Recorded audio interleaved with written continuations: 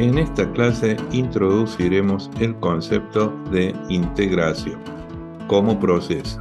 Particularmente analizaremos el concepto de la denominada integración indefinida. Analizaremos cuáles son los teoremas que fundamentan dicho cálculo y analizaremos los denominados métodos generales. Para empezar, lo primero que razonaremos será entender cómo es el cálculo integral. Para entender cómo es el cálculo integral o a qué se refiere, podemos decir que el cálculo integral fue creado como un proceso denominado antiderivación, es decir, pretende constituirse en el proceso inverso del cálculo diferencial. Vale decir, el objetivo es encontrar una mecánica que me permita, conocida una derivada, saber cuál era la función original. Esto es, en el proceso de derivación, nosotros teníamos como dato una fórmula, efectuábamos un proceso denominado derivación y obteníamos como resultado otra expresión conocida como derivada, teniendo en cuenta que puede ocurrir que en este proceso el resultado no sea una expresión en variable x, sino un número. Hecha esa salvedad, podemos decir que el objetivo de la integración es hacer el recorrido inverso, es decir, conocida la derivada, reconocer cuál fue la función original. A esta mecánica se la denomina integración. Por otro lado, podemos introducir algunos conceptos adicionales. ¿Cómo se plantea el cálculo integral? En la gráfica inferior observamos la manera en la que queda expresada este cálculo de forma analítica. Observamos entonces que tenemos un símbolo que se asemeja a una letra S alargada, una expresión en variable X, un diferencial, y que como resultado de esta operación tenemos una fórmula en variable X más una letra C. Ahora bien, identifiquemos el nombre de estos conceptos. Primero, tengamos en claro que para efectuar el cálculo diferencial y ahora que vamos a reconocer el cálculo integral, eso nos habilita a pensar que vamos a disponer de un proceso de verificación, ya sea que si yo quiero verificar una derivada, puedo integrar para ver si el proceso fue correcto o viceversa, si yo quiero efectuar un cálculo integral, puedo derivar para verificar si el proceso fue correcto. Volviendo entonces a la expresión en sí misma, podemos ver que en el cálculo integral nos aparecen como dato un producto. Ese producto se denomina elemento de integración y está constituido por dos factores. Una en la fórmula o la expresión en variable X y otro el diferencial. Entendamos que el dato lo constituye el producto de ambos elementos. Es importante tener en claro que para poder calcular la integral debo conocer como información ambos factores. Por otro lado, en el resultado observamos una suma, en donde me aparece la función primitiva como, digamos, expresión más una constante que tiene la característica de representar uno de los números reales cualquiera, es decir, cualquier número real. Y se la conoce con el nombre de constante de integración. Ahora bien, podríamos hacernos el siguiente cuestionamiento. ¿Cuál es la razón por la cual aparece el diferencial de X como parte de la información que se reconoce como dato? Esto es, porque en el dato de la integral aparece un producto y porque en ese producto aparece este término diferencial de X. Por otro lado, la otra pregunta que podríamos hacernos es por qué en los resultados estos deben estar expresados como una suma. ¿Qué es lo que representa esta denominada constante C? Para responder a la primera pregunta, basta con recordar cómo era la expresión vista al estudiar el diferencial de una función. Cuando estudiamos el diferencial de una función, observamos que el diferencial de la función, de acuerdo a la expresión conocida como derivada de Leibniz, se podía expresar como el cociente de dos diferenciales, despejando de ese cociente el diferencial de y, queda expresado que el diferencial de y es en realidad el producto de la derivada por el diferencial de x. Este tipo de expresiones se puede entender como una ecuación diferencial. Encontrar la solución de esta ecuación implica encontrar todas las expresiones que reemplazadas en esta igualdad me verifiquen la misma. A ese proceso se lo conoce como integración indefinida. De hecho, entonces resolver una integral indefinida implica saber previamente un proceso de derivación que involucra una variable en particular. Dicho en otras palabras, el diferencial de x representaría respecto de qué variable se efectuó el proceso de derivación. En otras palabras, respecto de quién se derivó. Por este motivo es importante tenerlo presente. Para responder a la segunda pregunta, el por qué aparece la constante c en el resultado de una integral, recurriremos al denominado teorema fundamental del cálculo integral para integrales indefinidas. Este teorema demuestra que la diferencia entre dos soluciones posibles de una misma integral es una constante numérica. De hecho, el enunciado de dicho teorema dice que todas las primitivas de una función difieren entre sí en una constante. Para demostrar esto, simplemente razonaremos lo siguiente. Supongamos tener dos funciones f(1) y f(2) y consideremos que ambas son primitivas de una misma función f de x. Ahora, creamos una función h de x que representa la diferencia que existe entre estas dos posibles soluciones. Es decir, h de x será f(1) de x menos f(2) de x. Ahora derivemos dicha expresión. Dado que la derivada goza de la propiedad distributiva sobre la resta, la derivada de h será la derivada de f(1) menos la derivada de f(2). Pero como hemos dicho, ambas funciones f(1) y f(2) cumplen con el concepto de ser primitiva. Vale decir que la derivada de f(1) es igual a f minúscula de x y f(2) derivada debe ser igual a f minúscula x. Si ahora reemplazo del lado derecho de la igualdad a f(1' y f(2' por sus equivalentes, me encuentro con que el resultado es 0, por lo cual h' de x debe ser 0.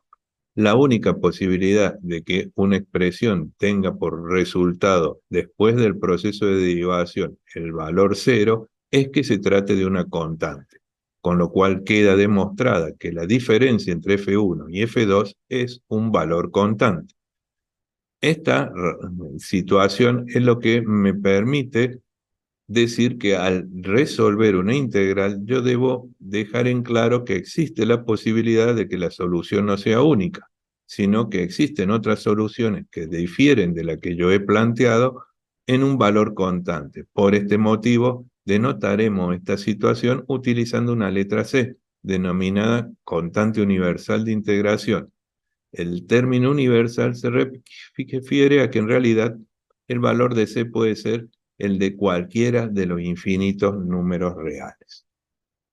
Ahora bien, una vez que nosotros hemos entendido cómo es que se procesan las integrales, vamos a analizar un poco las denominadas propiedades del cálculo integral, es decir, cómo se comporta la integral frente al cálculo de las operaciones usuales en las expresiones funcionales. Esto es suma, resta, multiplicación y división, y el producto por valores constantes. Es razonable pensar que la integral es una operación que está vinculada a la derivación, por lo cual es muy probable que sus, digamos, propiedades de cálculo estén relacionadas con las propiedades de cálculo que tienen las derivadas. Por ese motivo, en el caso de la derivación, habíamos dicho que si la expresión estaba premultiplicada por un factor constante, es decir, un valor numérico, este valor numérico podía ser excluido del cálculo diferencial.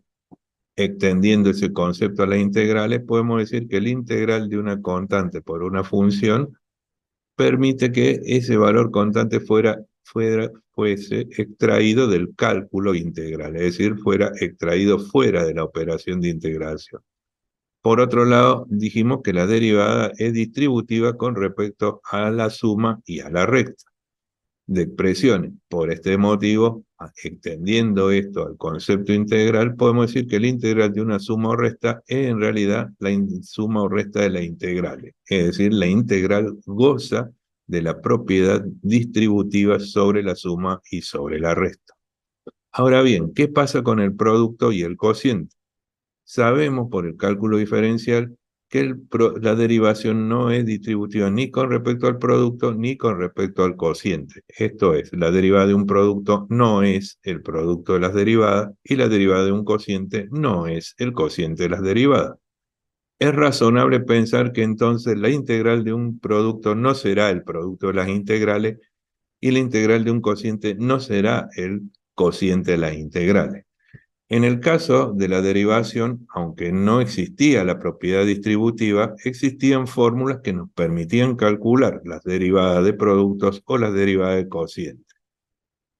El problema con el cálculo integral es que la integración no es distributiva, pero a diferencia de la derivación no hay fórmula. Para poder procesar integrales que tengan productos o cocientes en sus integrandos, al no disponer de fórmula, deberemos recurrir a métodos de integración. Los métodos de integración se pueden clasificar en dos grupos. Por un lado existen los denominados métodos generales y por otro lado los denominados métodos particulares. Los métodos generales se denominan así porque se supone que pueden aplicarse a una mayor cantidad de situaciones dado que no imponen condiciones estructurales a los integrandos, mientras que los métodos particulares sí imponen condiciones a los integrandos, es decir, no son aplicables a la totalidad o generalidad de las situaciones, sino a integrandos que cumplen con alguna estructura particular. En esta clase veremos esencialmente los denominados métodos generales. Empecemos con el primero de ellos. El primero de los métodos generales se denomina método de integración inmediata o por tablas. Consiste en, a partir de una expresión, comparar esta expresión con una tabla donde ya hay fórmulas preresueltas, muy similar al proceso usado en derivación, con el objetivo de encontrar una compatibilidad estructural. Entonces, una vez hecha esta comparación, si nosotros analizamos la expresión de la integral del ejemplo y la comparamos con lo que me figuraría en la tabla, vemos que tengo un valor numérico 3, que está multiplicado por una expresión elevado a un exponente numérico, y que además, si yo razono cuál sería la derivada de la base de esa potencia, su resultado sería 1, por lo cual, comparado con la tabla, puedo ver que es estructuralmente compatible. Está el multiplicador 3, está la expresión elevada a la m-1, es decir, 3 menos 1, que sería 2, y está la derivada de la base, que en este caso era 1. Si es así, la tabla me informa que la función primitiva sería la base elevado a la m, por lo cual puedo escribir directamente la solución como la base planteada elevado al exponente indicado. Agregada a esta, la constante c, como mencionamos anteriormente. Es decir, siempre que mi integral esté dentro de las estructuras genéricas que me figuran en la tabla, entonces puedo encontrar el resultado de manera directa. La tabla me informa cuál será el resultado. Ahora bien, el segundo método que estudiaremos se llama integración por sustitución o cambio de variable. Habíamos mencionado entonces que el diferencial en la expresión de la integral como dato implicaba su tarea de indicarme cuál era la variable con respecto a la cual se derivaba. Por este motivo, en este caso, nosotros nos damos cuenta de que al hacer un cambio de variable será necesario o requisito hacer un cambio en el diferencial. Dicho cambio conllevará un cálculo que analizaremos a continuación. Hacer el cálculo de integración por sustitución o cambio ya de variable consiste en modificar la expresión del integrando a partir de entender que la misma puede ser reestructurada utilizando una variable distinta. Se puede hacer por tres caminos distintos. Analicemos el primero. El primer tipo de sustitución se denomina función por variable. Consiste en sustituir una parte o toda la expresión que me aparece como integrando por una variable nueva cuyo nombre es arbitrario. Eso significa hacer lo siguiente. A partir del integral original, entendiendo que esta no es una integral inmediata y no está en la tabla, vamos a seleccionar una función denominada, una expresión denominada h de x, que se puede constituir en todo lo que se conoce como integrando o una parte de él. A esta parte del integrando la vamos a denominar sintéticamente t, es decir, vamos a cambiar la variable h por esta variable t. Obviamente eso requiere que cambiemos el diferencial, razón por la cual para poder hacer el cambio del diferencial, es decir, encontrar un equivalente entre el diferencial x y el diferencial de t, necesitaremos hacer un cálculo. Ese cálculo se establece a partir del concepto de la derivación. Habíamos dicho que si yo derivo la expresión de h de x a partir de utilizar como variable en la derivación la letra x, entonces la derivada h de x por la expresión de Leibniz es igual al cociente de los diferenciales, diferencial de t sobre diferencial de x, de donde es posible despejar el diferencial de x, con lo cual tengo una expresión en donde a partir del diferencial de t puedo encontrar su equivalente al diferencial de x. Ahora bien, hemos encontrado entonces dos fórmulas, una que me permite cambiar h de x por t y otra fórmula que me permite cambiar diferencial de x por diferencial de t. Reemplazando ambas fórmulas en la integral original, será posible, si el proceso fue ejecutado de forma satisfactoria, pasar a una nueva integral en una nueva variable, es decir, una nueva integral cuyo integrando es una expresión g en variable t y donde ya no tengo más el diferencial de x, sino el diferencial de t.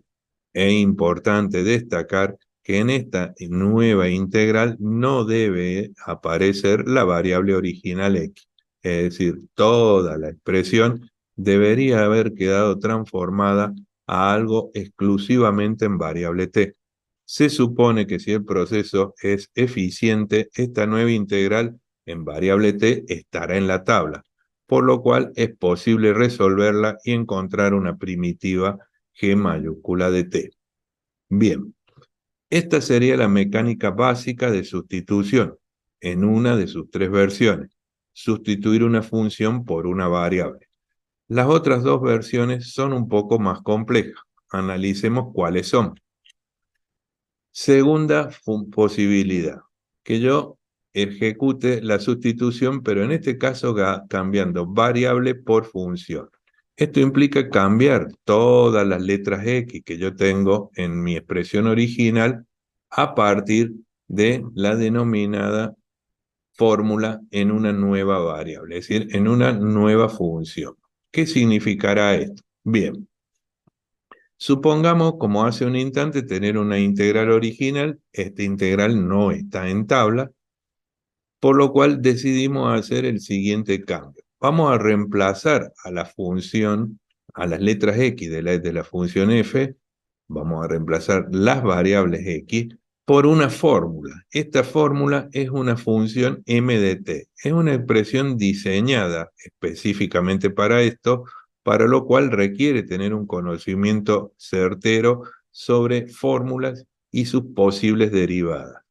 Dado que, como vemos acá, si yo sustituyo las letras x por m de t, entonces se cambiaría la variable, por lo que hay que cambiar el diferencial. Eso significa que voy a tener que derivar la fórmula que yo he diseñado, de tal forma que recurriendo nuevamente a la expresión de Leibniz y estableciendo que la derivada es el cociente de los diferenciales, pueda despejar un equivalente entre el diferencial de x y el diferencial de t.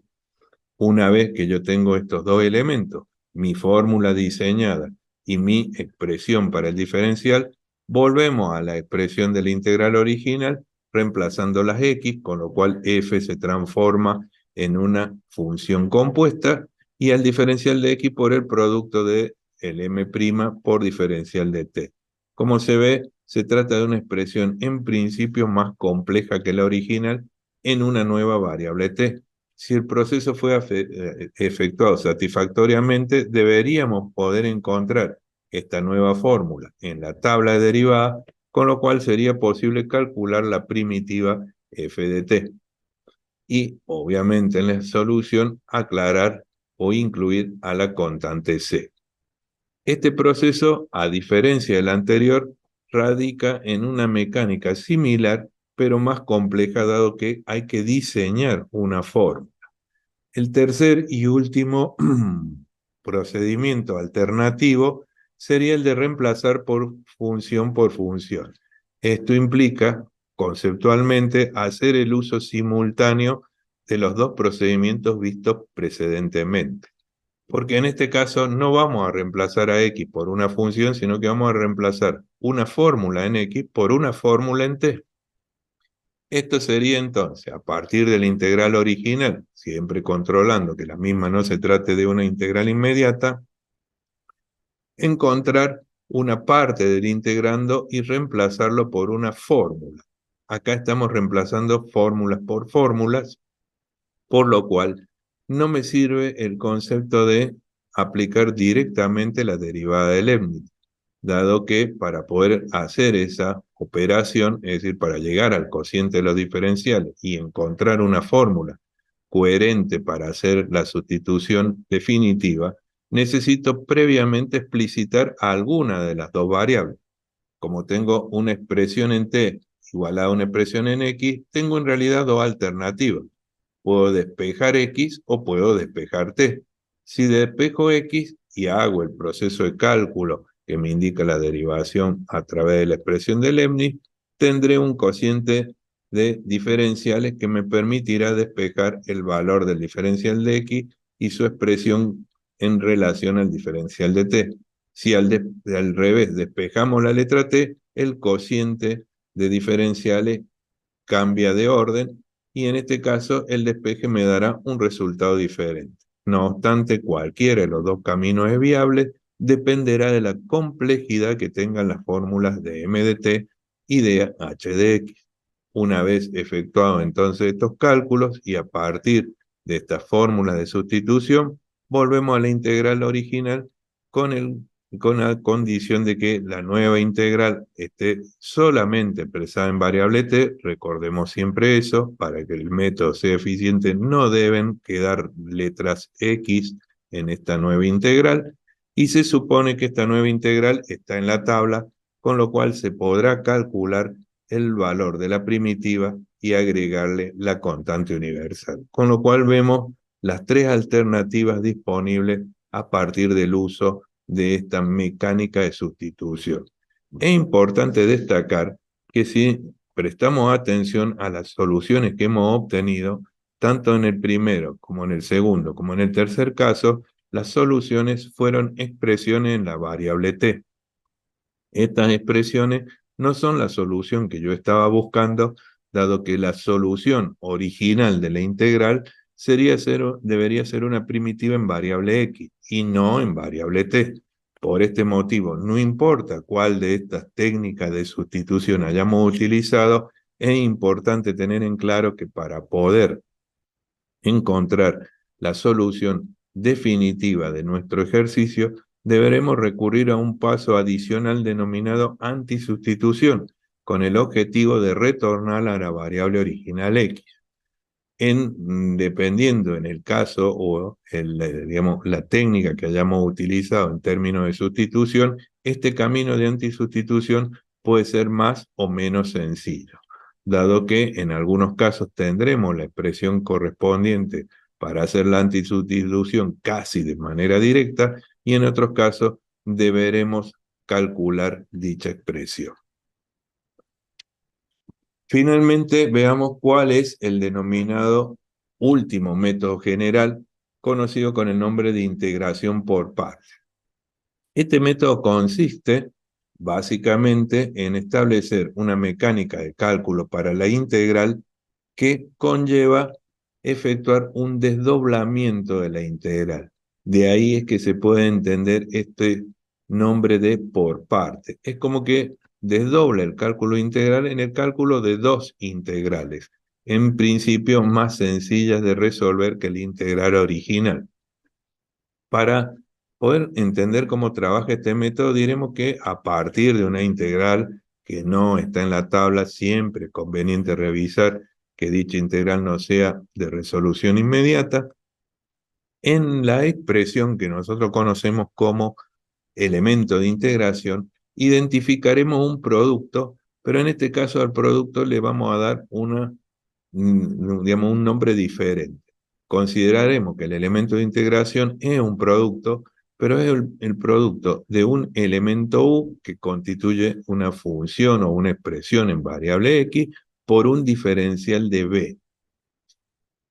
La razón por la que hacemos esta especie de interpretación del elemento de integración consiste en el hecho de que con estos elementos ya disponibles o identificados procederemos a cálculos adicionales con los componentes. A u, que es una expresión en variable x, se la procesará por derivación.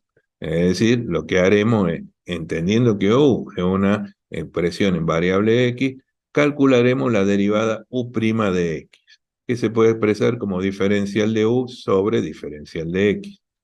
Y a partir de ese cálculo despejaremos el valor que corresponde al diferencial de u.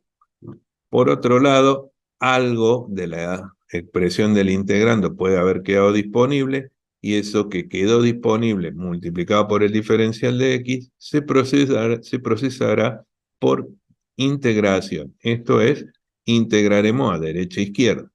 De esa manera, obtendremos como solución una expresión que podríamos denominar primitiva parcial, a la que en general denominaremos b de x. Con lo cual hemos procesado una parte utilizando la mecánica de derivación y otra parte utilizando la mecánica de integración. Una vez que hemos hecho estos cálculos auxiliares, podemos identificar tres elementos: el u de x, el diferencial de u y el b de x. Identificados estos tres elementos, podemos utilizar entonces una fórmula conocida como fórmula de integración por partes. Esta fórmula se obtiene a partir de la derivada de un producto y consiste en el siguiente concepto. A partir de la integral original, entendiendo esta como el producto de un elemento u por un elemento diferencial de b, esa integral es compatible con una expresión en donde tengo el producto de las dos expresiones u por b menos la integral del elemento b por el diferencial de u. Vale decir, calculado entonces estos elementos y introduciendo estos elementos en la nueva expresión, me quedaría una integral que está expresada en variable x, dado que u es una expresión en variable x, b es una expresión en variable x, y el diferencial de u es equivalente a una expresión por el diferencial de x. En concreto, esta técnica de integración no hace un cambio de variable, aunque en apariencia así se vería, sino que en realidad desdobla el cálculo de la integral original en dos integrales, porque como vemos, ya utilizamos una integral intermedia para calcular b, y ahora tendríamos que resolver una segunda integral que surge de la fórmula. En concreto, entonces, hemos desdoblado el cálculo original en el cálculo de dos integrales, en principio más sencillas. ¿Cuáles son las principales ventajas de este método comparativamente con el método anterior? La principal ventaja es que en este método no hay un cambio de variable, por lo cual permite la aplicación sucesiva. Esto significa que si la integral de b por diferencial de u no es inmediata, aún así puedo procesarla de manera, digamos, sucesiva. Puedo volver en esa expresión a reconocer un nuevo u, un nuevo diferencial de b, reiniciar el proceso, con lo cual simplemente iré acumulando fórmulas todas en la variable original, por lo cual no requieren ningún proceso posterior, como habíamos visto en el caso de la integración por sustitución o cambio de variable. Con esto hemos revisado los tres procedimientos conocidos como métodos generales. Recordemos que estos métodos se denominan así porque no imponen condiciones a la estructura que aparece en el integrando, sino que la misma puede ser de cualquier tipo. Esto es, pueden ser productos, pueden ser cocientes, pueden ser de expresiones algebraicas, pueden ser de expresiones no algebraicas, combinadas, de cualquier índole. Si analizamos un poco más en detalle, es obvio que el primer método, el de integración por tabla, sería el método más directo, dado que sin pasos intermedios me permite simplemente, comparando con una tabla, encontrar el resultado de la integral. Los otros dos métodos requieren procedimientos intermedios, como el cálculo de los diferenciales o el cálculo de una integral parcial, como es el caso del método de integración por parte, por lo cual, como mencionamos anteriormente, lo más importante es controlar siempre que la integral no sea una integral inmediata, dado que de ser así, aunque a esa misma integral la pueda resolver por integración por sustitución o por integración por parte, estaría simplemente demorando la resolución porque estaría alargando el camino. Nada más, muchas gracias.